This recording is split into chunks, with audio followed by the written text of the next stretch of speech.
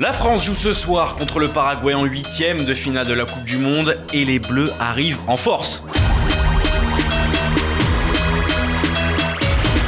Objectif pour l'équipe de France, continuer à nous régaler, tout simplement. On prend tellement de plaisir à jouer ensemble, c'est ce qui fait qu'on joue comme si on était, je veux dire ça comme ça, mais comme si on était au quartier en fait. C'est qu'on se pose pas de questions, on prend la balle, on fait ce qu'on a envie un peu et c'est pour ça que ça marche. Ouais. Le Paraguay, il y a une personne qui connaît bien cette équipe, Emmanuel Petit, qui les avait affrontés avec l'équipe de France en 8e de finale justement, mais de la Coupe du Monde 98. Le Paraguay aussi a une histoire aussi avec... Bien placé pour le savoir. Effectivement, qui peut donner du fil à retordre les grandes nations. Ouais, on va dire ça comme ça. C'est une équipe combative. Il n'y a pas vraiment de star mondiale proprement dit dans cette équipe-là. Et malgré tout, ça reste une équipe dotée de talent, avec un esprit de combativité et d'unité. Donc, c'est très très compliqué de jouer contre ce genre d'équipe. Et pour essayer de se rendre ce match contre le Paraguay plus facile justement, les Bleus devront faire sans Aurélien Tchouaméni qui est forfait, mais ils pourront par contre compter notamment sur un joueur, Michael Olise. C'est quelqu'un de cool, qui est, chacun a sa personnalité, il est peut-être plus réservé que la normale, mais il est très libre, très bien intégré dans le groupe, très souriant. C'est vraiment quelqu'un de cool et un excellent joueur. L'un des paramètres importants pour le match de ce soir, ce sera la chaleur. 36 degrés et 40% d'humidité sont attendus à Philadelphie. La chaleur à l'air à Philadelphie, c'est aussi un déplacement de plus pour les supporters des Bleus et donc forcément encore plus de frais. En imaginant et en espérant que la France aille jusqu'au bout, on est largement au-dessus de 10 000 euros de frais tout compris. Sur Brut, on a contacté Guillaume Auprêtre, porte-parole du groupe de supporters des Irrésistibles français, pour répondre à une question simple, ça coûte combien de suivre les Bleus pendant cette Coupe du Monde 2026 ? Tout dépend de comment est-ce que la personne vit son expérience. Est-ce qu'elle va loger en cœur de ville? Est-ce qu'elle va loger en périphérie? Est-ce qu'elle va faire beaucoup de tourisme à côté ou pas beaucoup? Est-ce qu'elle va essayer d'aller voir d'autres matchs? Donc après, tout dépend du budget et des envies de chacun, mais on est globalement sur 10 à 12 000 euros pour l'entièreté de la compétition, ce qui est un budget record. On n'a jamais payé autant pour tout ça. Au Qatar, c'était globalement 6 000 euros, on va dire, tout compris. Ce qui facilitait la vie, c'était qu'on n'avait pas besoin de transport interne, puisqu'on était dans tous les cas toujours à Doha.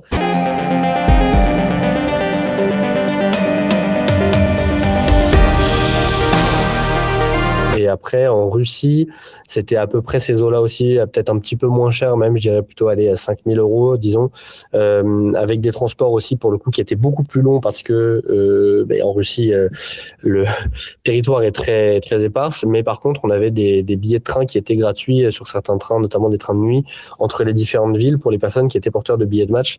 Donc, ça pouvait permettre de réduire les coûts. On passe presque du simple au double, notamment à cause de la billetterie. Après, il faut pas omettre un point qui n'explique pas le fait qu'on passe du simple au double, mais qui explique le fait qu'on paye plus cher, c'est qu'il y a un match de plus. Et donc, du coup, forcément, du temps en plus passé sur place, un match en plus à payer. Quand les tarifs de la Coupe du Monde sont parus au mois de décembre, nous, on s'est battu avec d'autres associations de supporters en France et en Europe, avec un groupement d'associations qui s'appelle le FSE, Football Supporter Europe, pour faire entendre auprès de la FIFA le fait que c'était exorbitant. Je prends l'exemple des tarifs qui étaient à 3 600 € pour une catégorie 3 pour la finale.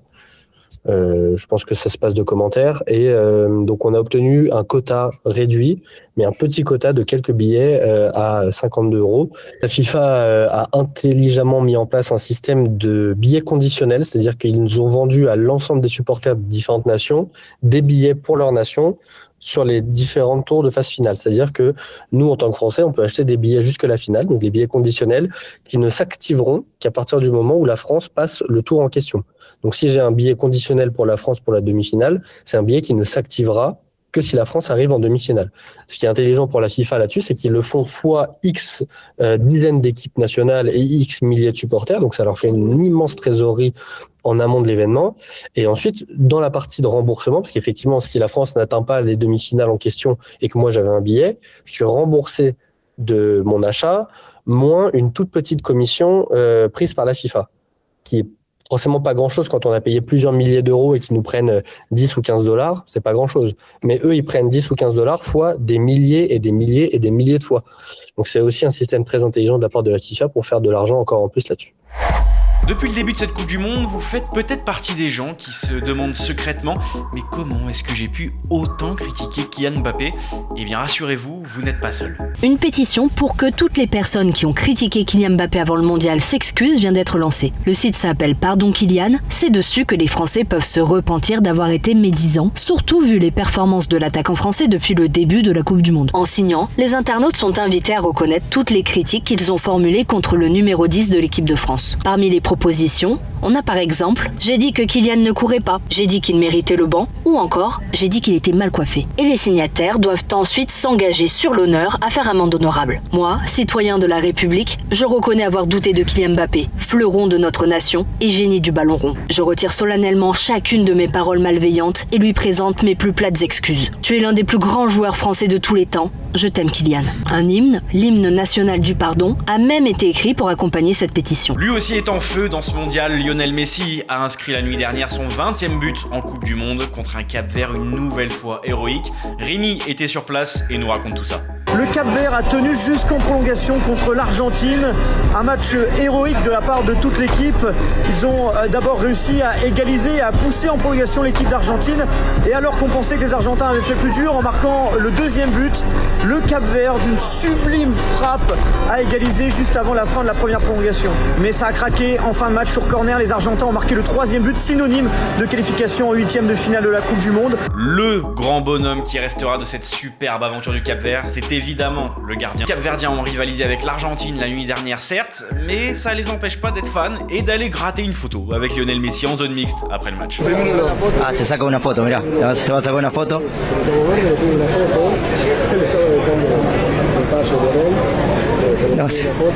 Et sachez qu'on a trouvé le secret de Lionel Messi pour être toujours aussi performant à 39 ans, et ça tient en un seul mot, à sa drogue.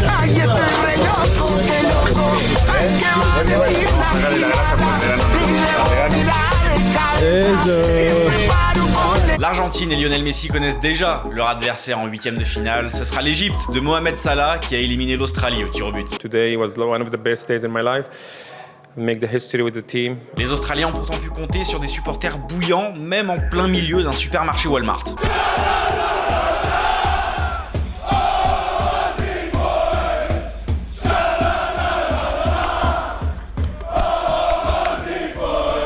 L'autre match ce soir avant celui de la France, c'est Canada-Maroc. Et autant on a l'habitude de vous montrer des images de supporters qui chantent et qui craquent des fumigènes, autant des images de supporters habillés en arbitre, c'est plus rare. Mais heureusement, cet homme à Toronto est là pour nous. Let's go. Oh shit, am I big?